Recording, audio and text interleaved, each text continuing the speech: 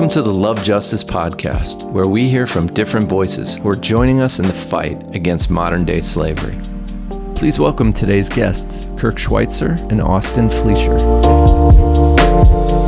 Well, hey, welcome to the Love Justice Podcast. We are so excited about this episode where we get to hang out together as two organizations, IJM and LJI. We'll talk more about that here in just a second. But Hannah, so good to be with you again. How are you doing? Yeah, we're reunited after a couple weeks. Reunited and it feels so good. All right, so there you go. That's all we'll do of singing for the episode. But go ahead and introduce our guest for us. Yeah, I mean, I feel like I say this every episode, but our listeners are in for a real treat. We have a returning guest, Kirk Schweitzer from LJI program staff, and an extra special guest and friend of Love Justice today, Fleisher. So welcome, guys. Why don't we just go ahead and just have you start by introducing yourselves and explain your roles at your respective organizations. Great, I'm happy to go. My name is Austin, and I'm a recruiter at International Justice Mission, or IJM. I started at IJM 10 years ago as an intern in a couple of our offices located in East Africa. And then I was hired onto our HR team in Washington, D.C., where our global headquarters is. And then I transitioned after a couple of years on the HR team over to our global programs team. And then for the past several years, I've actually been back on the HR team supporting expatriate staff and recruiting for positions in the U.S. and other regions around the world. Cool. Awesome. And I'm Kirk Schweitzer. I started with Love Justice just over 10 years ago, moved to Kathmandu, Nepal, and joined our anti-trafficking program staff team, and have now shifted into the role of chief of staff with the organization, and now live in South Africa, where we're kind of establishing a new program headquarters here. Yeah, we have some similarities between the two of you, being with both of your organizations as long as you have been. Just tell me what motivated you to get into this work in the first place. I feel like that probably has to be connected to both of your longevities. I can go first on this one. So I definitely, when I think of kind of what motivated me and I think back, I start thinking about some of the experiences I had in school. I studied abroad, actually in Uganda. Austin, you mentioned your time in Uganda. Uganda has a special place in my heart from studying abroad there. I had a couple experiences that just opened my eyes up to a world that I wasn't familiar with growing up in the Midwest, and in a really cool way. It also opened up my eyes to the church and how God was at work around the world. And it was through those experiences that I just want to be a part of that in some way. And cool connection to IJM is part of my kind of understanding and learning about human trafficking. And I think there's so many stories like this was from reading, and particularly reading a book of Gary Haugen's called Terrify No More. And I can basically still remember the moment and the emotion that came when I read a chapter in that book where he's describing the nature of human trafficking in a particular area of the world, but also more broadly. And there's a chapter called Where Were You? And in that chapter, he's reflecting on what that question is, kind of the question that our grandchildren will ask us when they realize that there's the context of human trafficking. Is they're reflecting on their past. They'll be asking us, where were you in that context? And that question stood out to me so much. And he ends that chapter saying, I hope we can say that we showed up on time. And I just remember feeling like, okay, I've got to do something. I can't not know what's going on. I've got to get involved. So I've always been a huge supporter of IJM, loved the work there, and was that Gary Haugen and his writing played a big part in me getting in this track. That's great. I love that, Kirk. I feel like we do have a lot of similarities, even with the story of how we first got involved. During college, I was at a conference, and similarly, I heard a story of a survivor of trafficking. And I also grew up in a pretty comfortable bubble in the U.S., and that story was my first exposure to the brutal reality of violence that exists in the world. And at the time, I was introduced to both the work of Love Justice and of IJM. And after that conference, I think Gary Halligan, the CEO of IJM and founder, I think he also spoke at that conference and asked the same question. When our grandkids ask us, where were you when this everyday violence and slavery is happening? What were you doing? And so after the conference, I went home. I researched both organizations. I noticed that Love Justice had a trip for people to visit Nepal for 6 weeks to see really up close, one, the culture in Nepal that Love Justice is working in, and then two, the problem that they're addressing and how they're addressing it. And so I went on that trip. I was introduced to a few people who used to work for IJM. When I returned from that trip and was nearing college graduation, I found myself researching IJM again. And so I applied and got accepted to a year-long internship in East Africa, where I spent time both in Zambia and in Uganda. And then I've been on staff with them ever since, but very similar story to you, Kirk. Austin, I think we might have been at the same conference, because Vice, not that we're asking me the answer to this question, but it's very connected to what you just said. And so it's, for our listeners, it was the Passion 2012 and 2013 conferences. Like, if you wanted to go back and hear Gary's talks, I think they're very powerful. And we've had so many people in our recruiting process that reference that experience as being what catapulted them into this work, which I'm sure you guys at IJM hear something very similar. Yes, for sure. It was those conferences. I was there both of those years. And so you went to IJM, I went to LJI, and then we flip-flopped where you went to Love Justice and I came to IJM. Yeah. So powerful that one, conversation can have such a ripple effect. Mm-hmm. Yeah. No doubt. That conference, Gary's writings, I mean, there were so many amazing things happening in that season that prompted, and compelled you guys and many others to get involved. And both of these organizations are doing really amazing work, right? International Justice Mission, Love Justice International, and yet they do different type of work in this anti-trafficking world. And so you guys talk about that a little bit, like, how are they similar? How are they different? But both really meaningful and significant. Yeah, I can talk about IJM. So our mission is to protect people in poverty from violence. And so we believe that when perpetrators of violence are held accountable for their crimes, that then the prevalence of that crime will decrease, and that there will then be a population of people who are protected from ever experiencing violence. And so depending on what jurisdictions we're working in, we're either working on cases of police abuse of power, violence against women and children, or slavery. And we have offices all over the world. And in each of those offices, we hire local investigators, lawyers, social workers who take on these cases of violence, push them through the local justice systems. And what that helps us do is diagnose the gaps of the reasons why perpetrators of violence are not being held accountable.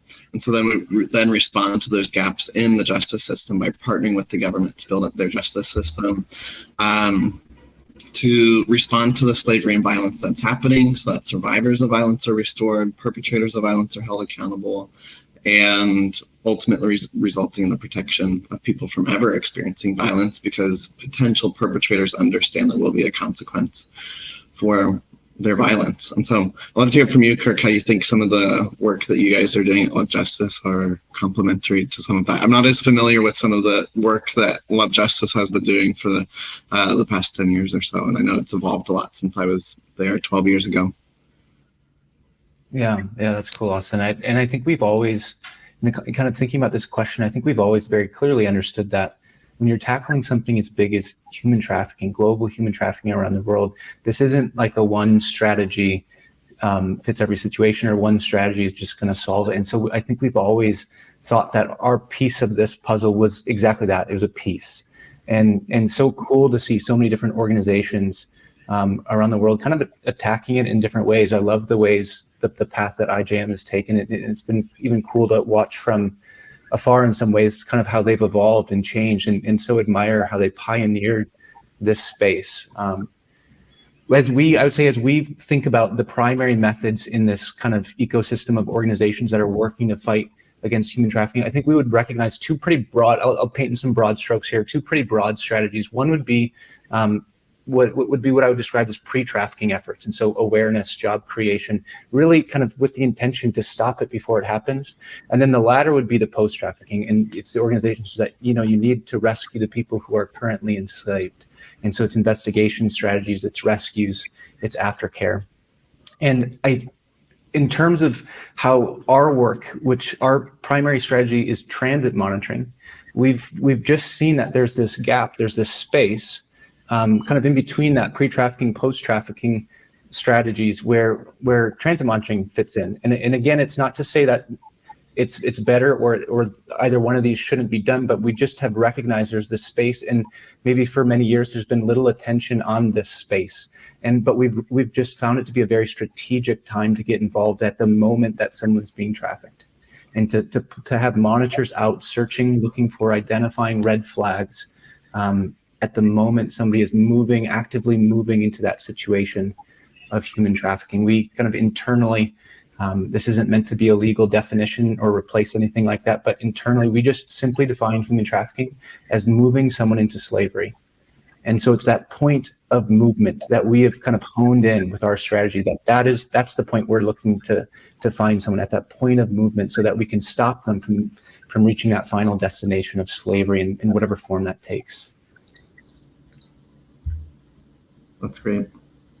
It's really good. And it's amazing how, like you said, Kirk, both are needed, both approaches are needed. We recognize that. And yet what has been really special is to see the work of IJM continue to flourish, be impactful. And in these last few years, to see the work of LJI begin to really grow in its impact. And as we're amplifying that story, people, I think, are thankful for both, right? For both approaches. As we talk about and we share that story, I sometimes actually have had people here in the States say, is human trafficking really a problem, right? Like they hear us talk about it and they think, this is so cool what you do, but is that really an issue? Is it really a problem in the world today? And if so can you guys talk about that? Like, what is it a problem? Which I think we all on this know the answer to that, but for our listeners and our viewers, is it a problem, and why is it so difficult to combat?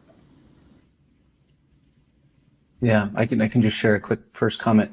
The first thing I would say is, I think, you see probably in the world today, we want to understand it. There's different attempts to understand it, to try and calculate how many slaves are there today, and it's so difficult. What's so tricky with trafficking? It's a hidden crime. It takes place in the dark, and so the reality is we don't know how many people are affected by it. I think that's the most honest thing I can say, to that question, is we don't know. But looking at all the estimates that are out there, and maybe each one has its pros and cons, and maybe even flaws in how but attempting to describe how many people are currently slaves today, we don't know. And yet the best estimates are that it involves tens of millions of people in modern day slavery today. And so that for that reason, and knowing, again, going back to that definition of trafficking, that what we're talking about is somebody being moved into slavery. That is what makes it tens of millions of people that have been moved into slavery, regardless of what that number is exactly. That places this among one of the world's greatest injustices, we believe. Yeah, I agree, Kirk. It really is hard to estimate, but it is probably tens of millions of people. I think what makes it really hard to combat is there's a lot of financial incentivization and power incentivization. I think it's also estimated that $150 billion a year is generated from human trafficking. 2/3 of that being, I think, from commercial sexual exploitation. I think what makes it really hard to combat is some of those incentives that people have, and it really requires government ownership and the ability of the government to increase the performance of the justice system by rescuing, restoring, and holding people who are perpetrating this violence, holding them accountable. And it's just not easy to build up the justice system capacity. It requires a significant monetary investment, training for many members of the justice system, including police, lawyers, social workers, judges. and it's just a lot of different people who are involved. And so trying to put together a functioning justice system just isn't easy. Yeah. And I think the next question that kind of precedes, is human trafficking real, is how could someone allow themselves to be in that situation? Or how do they find themselves in a situation where they're trafficked? And you both are so unique in that you've spent time in the field. And so you've probably seen the vulnerabilities up close and personal as to how that could happen. So I'm hoping that each of you could just share with our listeners about different examples of what might be going on in someone's life that makes them a target for a trafficker. Yeah, I think I'd be interested to hear some of what Kirk would say. I think for a lot of IJM cases, the vast majority of trafficking victims come from desperate economic situations and are more likely to take risks to accept a vague job offer that promises some quick cash. False debts are commonly used to trap laborers in a cycle of debt that's designed to be impossible to pay back. Those are some of the most common cases I've seen, is with people who are in just really desperate economic situations, trying to do anything to put food on the table, to send their kids to school, take care of their family members who might be ill, cases like that. Yeah, I agree with that, Austin. We have this understanding that any place that we're going to do transit monitoring, we need to be flexible to adapt our model to fit that context and the realities there on the ground. But I would say the one really consistent thing we've found is that the really common narrative is exactly what you're describing. It's people that are in search of job opportunities and traffickers preying on that. And it's hard to really put yourself in the shoes of those people and what they would be willing to risk for their family. And when a job opportunity that maybe it's too good to be true, they see maybe some of the flags or some of the concerns, but I think it's very difficult for us to imagine what it could be like to be in their shoes with no other options or opportunities. But that's certainly what we see across many, many countries is that narrative. Yeah, that's so true. And I think, I would just love to hear from both of you, where have each of your organizations had some success? We talked about how it's difficult to combat the nuances of it, but in that same vein, I know that both LJI and IJM have incredible impact stories, and would just love to hear one or two of them. Cool. I can jump in. I'm eager to hear from Austin on this one as well, but I'll just jump in quick. Last month, we actually had an intercept record. So it's a timely question. We had an intercept record. When we intercept a potential victim who's being trafficked, it's because our teams on the ground have determined that there's either evidence of trafficking on right now, or there's a very high risk of trafficking, and we've got a process for determining that and verifying that impact before we would count it. But last month, we crossed 2,000 intercepts for the first time. Our previous monthly intercept record, I believe, was 1,800 and some change, and we actually hit 2,300. And I should know the exact number, but it was just over 2,300. So we actually smashed our previous intercept record, which was pretty cool. And the other piece of our impact that I would say as an organization we are hyper focused on is impact on the dollar, looking to see what does it cost us to achieve this impact and how do we continue to become more efficient as an organization. One of our values is to do much with little. And so a global value that's connected to that is to define, measure, and allocate by impact. We want all of our resources, whatever limited resources we have, to be allocated in a way that's going to create the greatest possible impact. And so we track impact very closely, and we measure it on the dollar. And one of the one-year goals that we've had for the last 2 years, it was a one-year goal both years, we achieved in the last couple months, and we wanted to hit $120 in intercept. And we hit 117 just a couple months ago, which was a huge milestone for us. And so we were so excited about that. To be able to intercept somebody that we believe and prevent them from being trafficked for $117, we just felt like is a really cool, incredible impact. Austin, I'm so excited. IJM has had such an impact. We'd love to hear more about what you guys are up to. Yeah, that's amazing. Thanks for sharing that. I hadn't known all of the success that LJI has seen.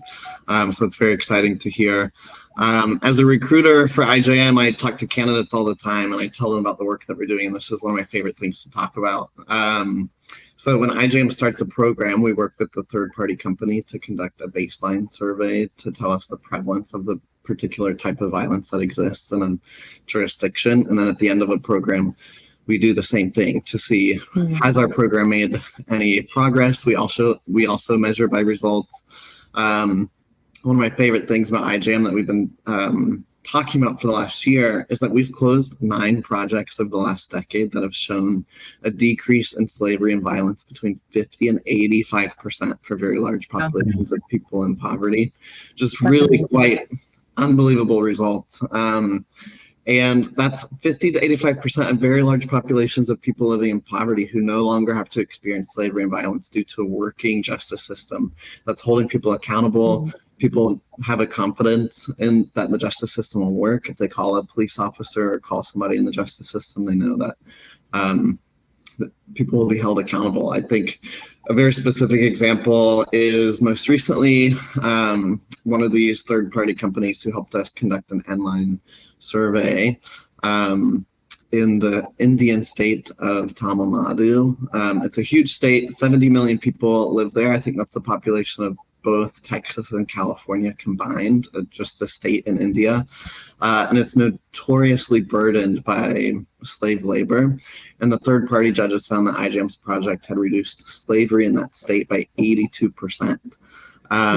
So I think that's 380,000 people who were moved from slavery to freedom over those years. And that's so much more people who are protected from ever experiencing that type of slavery or violence. So just very exciting things that we've seen. Yeah. That's amazing. Yeah. I mean, hearing both, hearing what you guys are up to and some of those figures in those contexts, hearing and knowing what we're up to, LJI, it's just amazing. I love that we get to partner in this, we get to do this and attack this together. When you've got that kind of success and you're having that kind of impact, obviously those who are committed to human trafficking, not committed to anti-trafficking work, but committed to actual human trafficking, are going to change and adjust, right? They're going to adapt, they're going to figure out new ways, which means that our organizations have to also figure out new ways. So you guys talk about that for just a minute, about how the landscape of human trafficking, you see it changing currently and how you think it will be changing over the next decade. That's a challenging one. We're talking about an unknown future, but I'll just take a stab at it, Jason. And just Austin, I love hearing about just the scientific approach that IJM is taking there, and that's something that we've really felt like we've wanted to continue to lean into ourselves and grow in that space ourselves in our own ways. And I think, and I'll connect it to this answer, Jason, of that. I think more and more we're the organizations that are working to fight against human trafficking, like you heard from Austin, and we're getting smarter, and we're finding more innovative scientific ways to really demonstrate impact. And that's going to just continue. I think it's an easy answer would be, I think there's going to be even more innovation brought to this space to combat human trafficking. And I think there needs to be probably more models and more ideas for how to push back on those incentives Austin was talking about, how to identify victims, how to create job. There's so many different ways and opportunities, I think. And it's going to be this combined push in all these different directions that I think would reshape the landscape. I'll say from our perspective, because we see this space, because we see this moment, this strategic moment when people are being moved, we're looking to create an alliance of partners that are interested in doing transit monitoring. And so that's something that we look forward to in the future of seeing that come to bear in different countries and different organizations and partnerships. And we're excited to think about what the impact of that could be. That's great. I don't have much to add to that but I do agree that we'll have to continue to be innovative. One of my favorite things about IJM is that we are pretty quick to pivot to address the results that we're trying to achieve. I think LJI, I've seen from a distance over the last several years, is also very similar, which is something that I like about both of our organizations, is that we are quick to pivot when things need to change. We don't just get stuck in trying to do a certain thing that we think must be the fix to the problem. But I think similarly to Kirk, what I see in hope in the future, especially looking back at IJM's programming, I'm just excited to take what we've learned over the last 25 years and to figure out what pieces of our program are the most important, what exact pieces of these really robust programs have led to a reduction in the prevalence of these crimes, and taking those and leveraging those to, I think we've identified 47 jurisdictions that we want to work in over the next decade. We are going after this vision that Gary Haugen, our CEO, has set before us to ensure the protection of 500 million people from violence over the next decade. And we've identified where those jurisdictions are. And so I'm just hopeful that with the results that we've seen, that we can take what we've learned and adapt them within the context of what those jurisdictions need to see the same sort of protection for those people. Yeah. Austin, something that we've been talking about internally for probably about a year now is just this idea or a vision of a tipping point that could lead to the end of human trafficking, and whatever sort of maybe connected to the financial incentive of like the cost becomes so high to commit that crime that it just maybe slowly starts to decline. That's maybe some of the internal dialogue that we've been having. But I'm curious to hear from both of you of what you think is needed for a tipping point to end human trafficking. And maybe Austin, you can take a stab at that one first. Yeah, that's a great question. I think we know that slavery and trafficking is actually illegal almost everywhere. It's just not.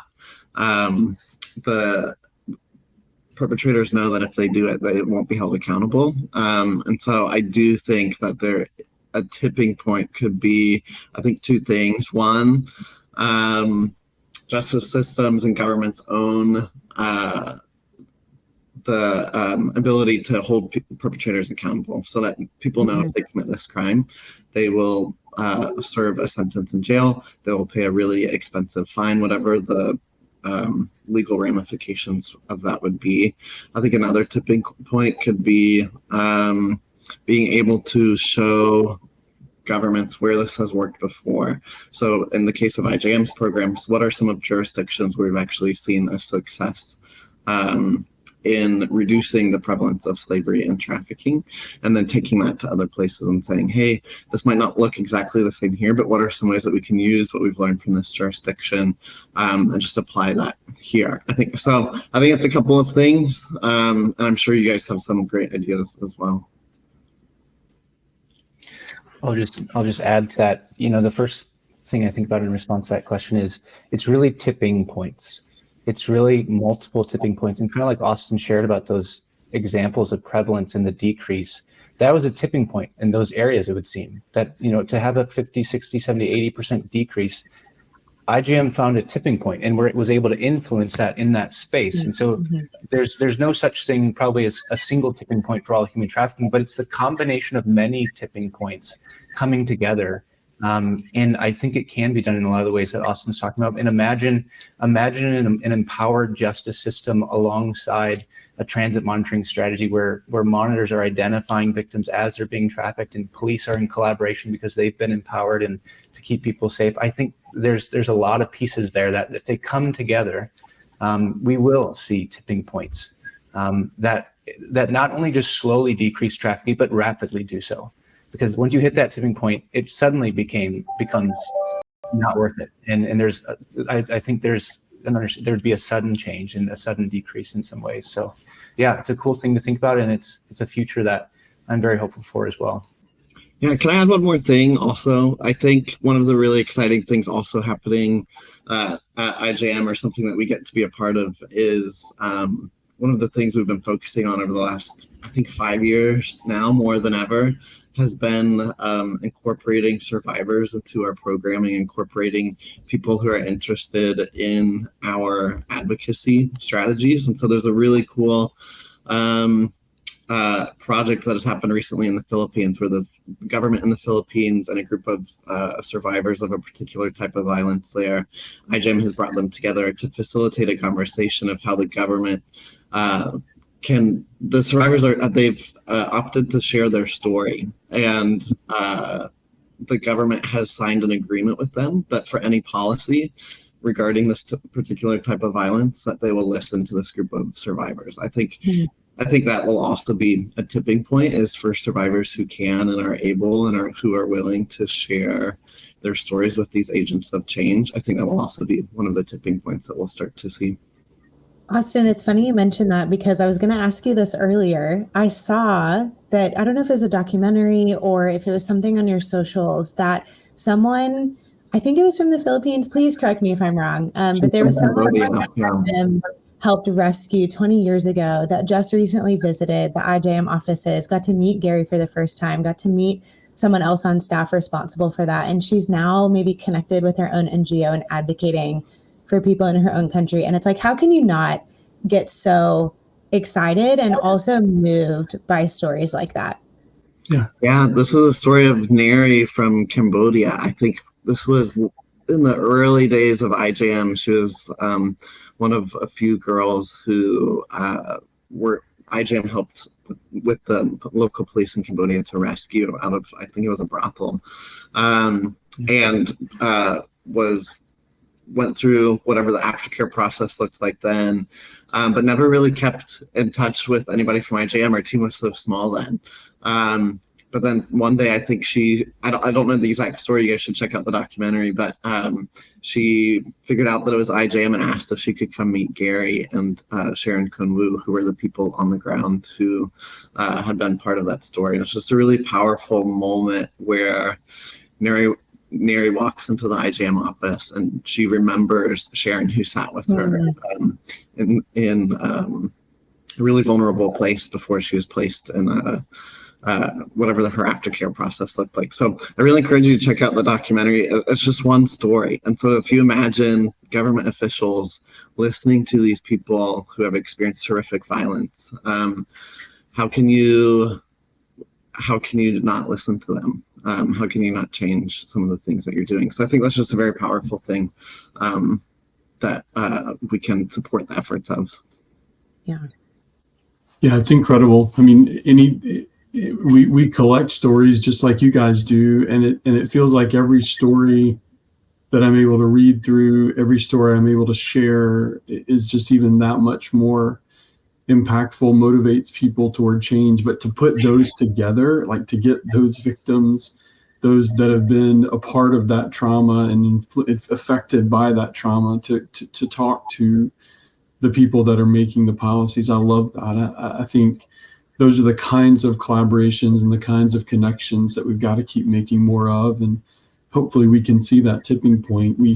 Austin, I don't know if you saw recently, our CEO sent a link to an article that was in the New York Times about how the human trafficking in Calcutta was affected so significantly because of some of the work that was going on there, and that was even connected not only to rescue but to border monitoring, transit monitoring concepts, and so the idea, like you guys are saying, of it being multiple tipping points and multiple connections that really move us toward that moment, I think is so powerful.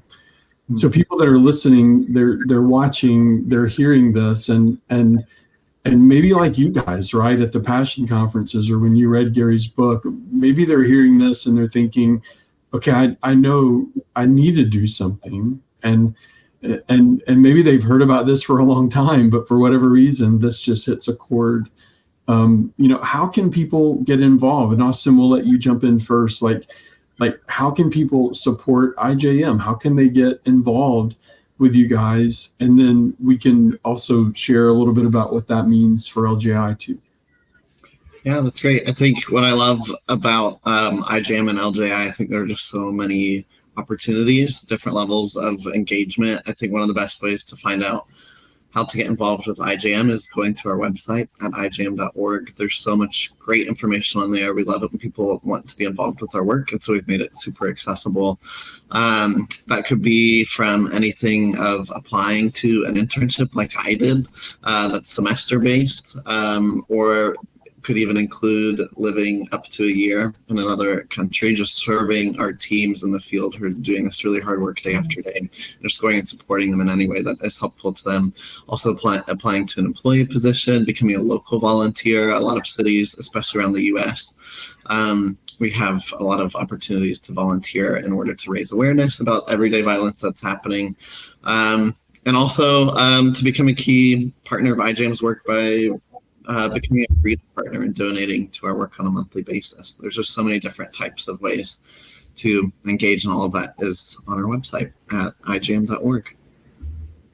So Kirk, I'll let you jump in too, and then we can even offer from our side, on the state side, a few of the new ways that we're working on that people can get involved. But how would you say, just in your own experiences as you've been with us for so long, that you've seen people get involved and support and be a part of the work that LGI is doing? Yeah, I think I'll say we as an organization, but also I have gotten this question a lot in the last 10 years. Somebody finds out about what we do, and the question is, what can I do now? What's my response? And there's opportunities on our website to get involved. There's staffing positions, there's volunteer opportunities, and I encourage you to check it out. But maybe what I would encourage you even more to do would be to be responsible for that little flame, maybe that just caught fire in your heart. Be responsible for it, because it will go out if left unnurtured. And one of our values at Love Justice is to let injustice break your heart. And nobody wants to do that. I don't want to do that. I daily do not want to face up to injustice. I don't want to engage with it. I want to look the other way. But I challenge you to face it. To face it and let it break your heart. Let it break your heart. And it doesn't mean we just need to sit there, but let it change the trajectory of your life. And it might not mean you're going to go move to South Africa, but maybe it does. Or maybe you're going to move to Uganda with IBM, or maybe it will do that, but maybe it's not. But maybe it changes your life in a different way. Maybe it changes your heart posture and intention towards injustice in a way that I think Christ is calling his church towards. And so that's how I would respond to that question. Yeah, that's good. I love it. I think, IJM.org, lovejustice.ngo, and more specifically, lovejustice.ngo/media are where we've got multiple very easily accessible links and spots where you can connect to learn more. And so, you guys, any last words? Hannah, as you can wrap it up for us, but any last words from you guys before Hannah wraps it up for us here?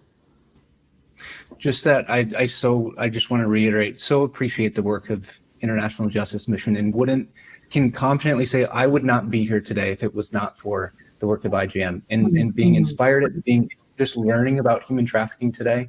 And so continue to just stand in admiration of the work that is being done there. And so thanks, Austin, for your part in it. Thanks, Kirk. And similarly, I wouldn't be here without Love Justice. My journey started at Love Justice. And I'm just really grateful for the work there, really grateful to keep in touch with Hannah, who I've known for a long time. And whenever she emails me or sends me a text about something that we can potentially partner on or just brainstorm on, I love it. I love being able to partner with you guys on very formal and informal ways as well, just through these relationships that we have. So I'm just really grateful. Yeah. This conversation is so encouraging. And I think for someone, for all of us who have been in this work for so long, it's conversations like these that give us a little bit of fuel for the fire of yes, let's keep going. I got goosebumps multiple times through this conversation. And it's I don't know.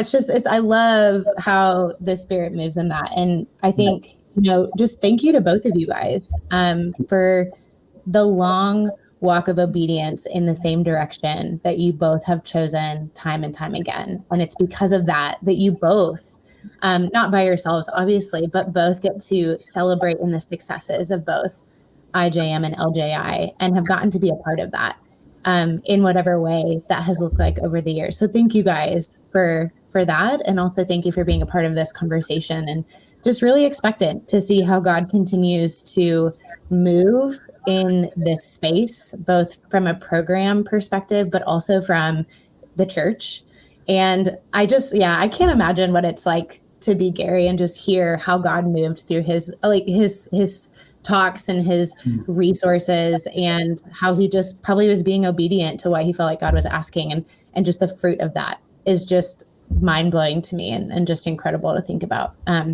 So if you see him, Austin, you'll have to send him our regards. But yeah, similar to what Jason and Kirk, just huge fans of IJM, some of your guys' biggest cheerleaders. I think all of us have some sort of connection to IJM, and yeah, just really, really thankful for you, Austin, and thankful for your time today. And it's great to see you. Yeah, thanks for having me. I've really enjoyed reconnecting with you, Hannah, and getting to meet you, Jason and Kirk. Thank you so much. We are grateful for the generous support of the Love Justice community. Please consider joining our family of donors. Learn more at lovejustice.ngo.